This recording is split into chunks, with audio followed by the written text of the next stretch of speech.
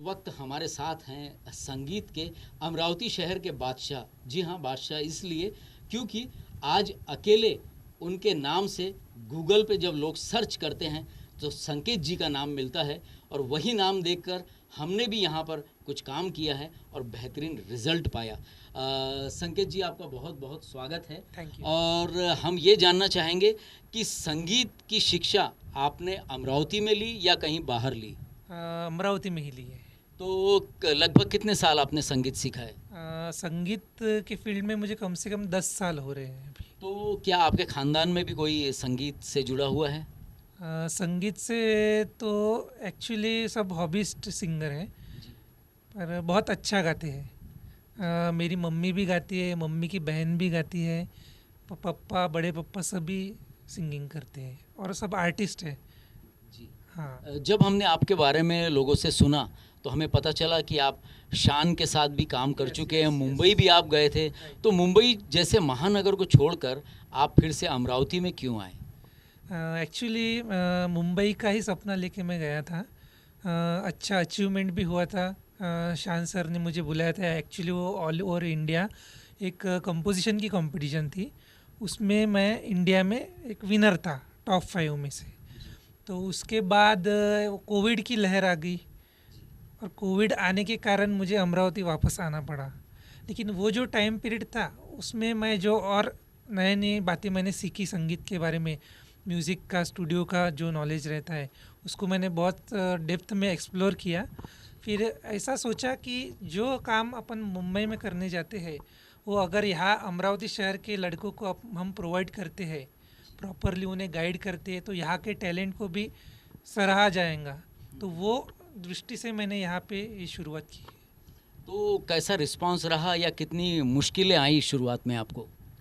मुश्किलें in the sense, इतनी मुश्किलें नहीं लगी मुझे, क्योंकि पैशन था पहली बात तो।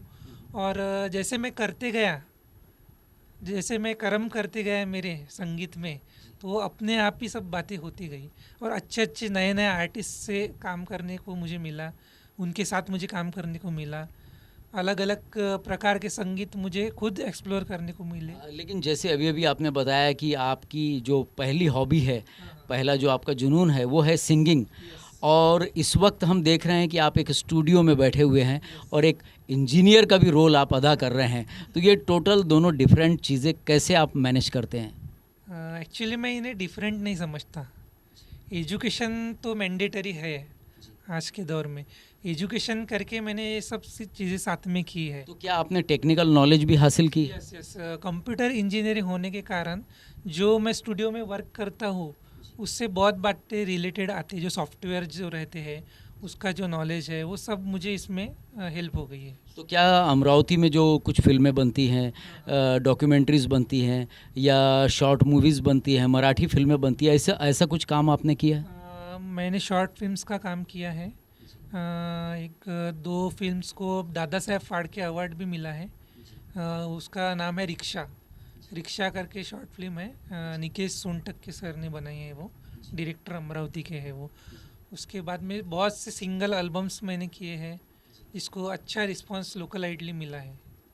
तो ये भी हम जानना चाहेंगे कि अब यहाँ पे जो और बच्चे हैं, क्या उनको किसी प्रकार का मार्गदर्शन या क्लासेस ऐसा कुछ आपने प्लान किया है भविष्य में या कर रहे हैं?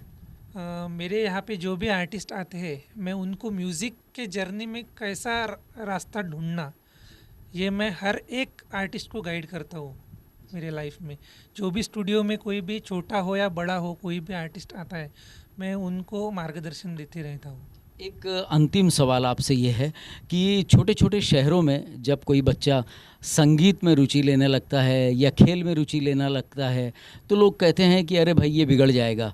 तो एक कैरियर के रूप में क्या अपॉर्चुनिटी आप म्यूज़िक के क्षेत्र में समझते हैं अमरावती जैसे शहर में? के हिसाब से तो पहले परफॉर्मेंस के क्षेत्र में एक रोज़गार है। जो लाइव शोज़ होते हैं, लाइव इवेंट्स होते हैं, उसमें अगर आपका अच्छा सेट हो गया तो आप उसके थ्रू अर्निंग कर सकते हैं। मेहनत तो आपको करनी पड़ेगी, बहुत करनी पड़ेगी। तो वो हिसाब से उतना माइंडसेट आपको रखना पड़ेगा कि मुझे कुछ भी करके ये करना है। और उसके बाद में टेक्निकल क्षेत्र जो जैसा म्यूज़िक प्रोडक्शन है, मिक्सिंग, मास्टरिंग, ये जो टेक्निकल चीज़ें हैं, इसमें भी आपका बहुत अच्छा करियर है। आप फ्रीलांसिंग कर सकते हैं, खुद के प्रोजेक्ट्स बना के आप अच्छे सॉन्ग्स बना के उसको सेल कर सकते हो बड़े बड़े लेबल्स को, या कोई इंडिपेंडेंट लेबल्स भी होंगे यूट्यूब पे, उसको भी आप सॉन्ग्स सेल कर सकते हो। तो ऐसे बहुत सारे तरीके हैं। अभी आजकल के मतलब दौर में रैप म्यूज़िक है, उसका भी बहुत चलन बढ़ गया है। तो उसके जो बीट्स होते हैं, वो बीट्स आप खुद अच्छा बना के अलग अलग टाइप्स के आप आर्टिस्ट को सेल कर सकते हो। उसका जो स्पॉटिफाई, जियो ट्यून्स, सावंस, ये जो साइट्स है, प्लेटफॉर्म है, यहाँ पे म्यूज़िक डिस्ट्रीब्यूट करके उसकी स्ट्रीमिंग का अर्निंग भी आप कर सकते हो। चलिए, काफ़ी कम समय में आपने बहुत जानकारी दी। तो दर्शकों, ये थे मिस्टर संकेत, जो कि एक बेहतरीन गायक भी हैं और साथ ही साथ इंजीनियर भी। इनसे हम अगले भाग में और बातचीत करेंगे और इनकी पूरी प्लानिंग आपके लिए लेकर आएंगे। तब तक के लिए नमस्कार, जय हिंद, जय भारत।